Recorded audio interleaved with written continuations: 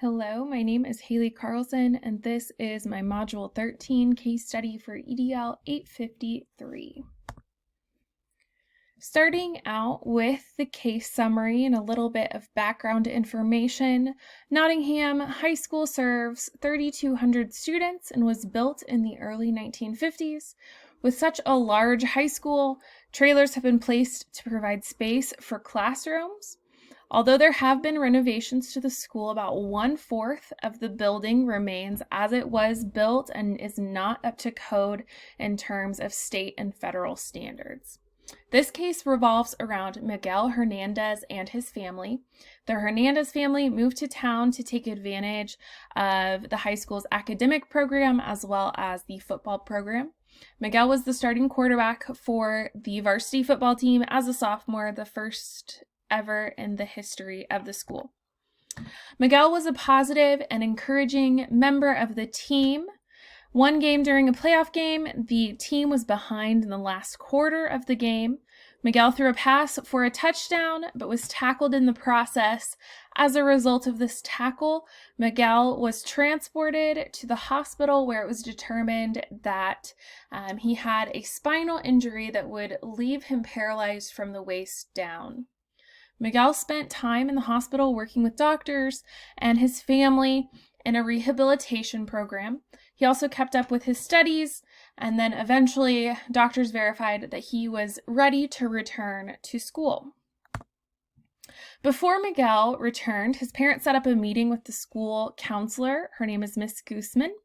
They informed her that Miguel would use a wheelchair and would not need any additional accommodations when he returned. Mr. and Mrs. Hernandez felt confident that Miguel would do just fine as he returned to school and in completing his schoolwork. On Miguel's first day back, he was given a special trophy to acknowledge his return to school. And when he arrived to his first hour class, his teacher instructed him to visit with Miss Guzman. When he met with her, she informed him that his schedule was being changed.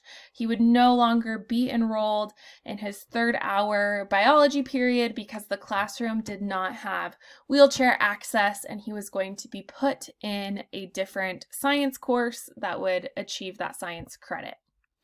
So Miguel was placed in a science class that would meet the science requirement, but it would not count as a college prep course. Later that day, Mrs. Hernandez had a meeting with the principal. During this meeting, she expressed her concern that Miguel had been taken out of his biology class and that they weren't informed of it. Mrs. Hernandez demanded he be put back in the class and emphasized the importance of the college prep course. To end the meeting, Mr. Hernandez arrived with an attorney who introduced himself as Mr. Carey, and he shared that the school was in violation of Section 504 of the Rehabilitation Act of 1973, which includes FAPE, or Free Appropriate Public Education. Section 504 of the Rehabilitation Act of 1973 ensures a free appropriate education to qualified individuals that have a mental or physical impairment that limits at least one aspect of their life. So that is the legal issues that the school is not following the law by not allowing Miguel to have access to that classroom, that course. Also, ethically, there's a lack of contact with the parents in the decision-making or informing them that there were any changes made, and then lack of equitable access to resources and opportunities for student success.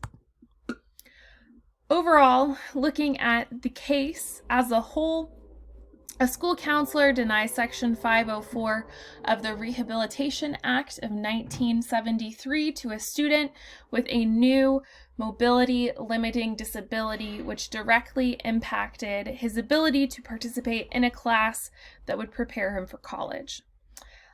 Some issues with this: lack of communication with administrators and counselors, with the parents. Overall, kind of a district and a school problem in regards to the facilities not being up to code. And then there's a lack of equitable access that supports the well-being of every student.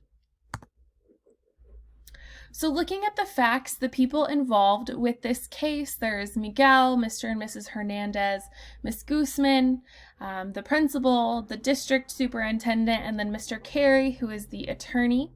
The place is Nottingham High School. Remember, it's not up to state and federal code on accommodating individuals with disabilities physically. And then the program, so kind of the things going on in this case, there was the meeting before Miguel's return. There was changing Miguel's schedule without notifying parents or administrators. And then there was the meeting with the principal and with Mr. and Mrs. Hernandez and their attorney. Reviewing and prioritizing some things within this case. So the school facility, first and foremost, itself is not up to code on state and federal standards required to accommodate individuals with disabilities. So this really shows a lack of equitable access and opportunities for students with disabilities. There's also a lack of communication between the counselor, administrator, parents, and the student. And then there's a lack of providing Miguel with the accommodations that he is written out to receive by law. Some options and consequences. So there are kind of three options that you can look at in this scenario. Option one, report to the superintendent that a student with a disability cannot physically access a classroom, and therefore the student cannot remain enrolled in the class. Also share, we have this attorney and this potential lawsuit that we are encountering as a school and as a district. Option two, fire the counselor who denied Miguel equal access through Section 504 and allow Miguel to take some form of that biology course, possibly virtually. And then option three, report the situation to the superintendent, discuss the issue with the counselor to make sure that she knows kind of what went wrong in the situation, enroll Miguel back in the biology course, and then move the third period to a different accessible location. Evaluating these options, some pros and cons of each one. So with option one, this still doesn't follow Section 504 and it's in violation of the law because Miguel still doesn't have equal access. However, it does kind of push it off onto the superintendent, the people who make those decisions when it comes to renovations and how schools are accessed. Option two, although firing the counselor makes a statement, it's not her fault that the facility is not up to code, and it may end up causing other problems from her end. Maybe she would hire an attorney, that sort of thing. Also, virtual access could potentially not be considered to be equal access because he wouldn't be physically in the course with his peers, with the teacher. It would all be virtual. Option three, this could cause problems in the upper level of the district, so like the superintendent, that main district level, people who make decisions.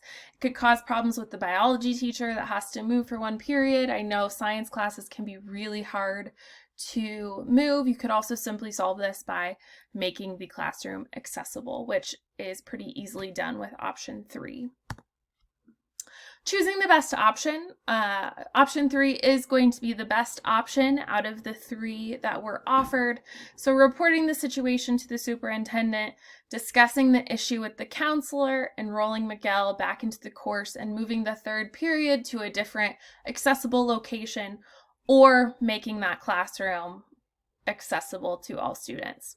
So there's some communication with all stakeholders impacted by this is essential to save relationships and the reputation of the school district.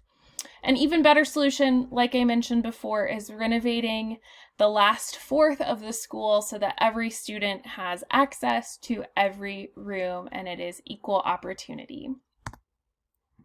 Looking back at this case study, so it's essential to provide equitable access to education resources, technologies, and opportunities that support the educational success and well-being of each student. So that includes what you are teaching, what you are providing, but also physically what you are providing, the space that you are allowing students to learn, and they all need to have equal access within that.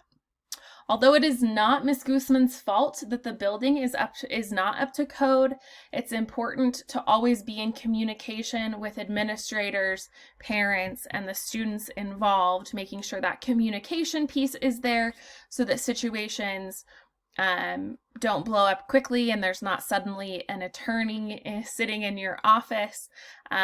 So firing her is probably not the best way to go, but having that conversation with her that, hey, communication needs to be open. The next time something like this pops up, let's talk about it before we just automatically follow through with switching that schedule. And then the renovation may cause some financial strain, but nothing would compare to the financial strain of a lawsuit. So I think if a district or a building cannot provide a student a class that wants to take the class on the school grounds, it's time to renovate and look how physically all individuals with disabilities can have access to that, which is really at the core of this case study. So thank you very much. I really liked this case study. It was really intriguing to think about some of the options and things to do. Thank you.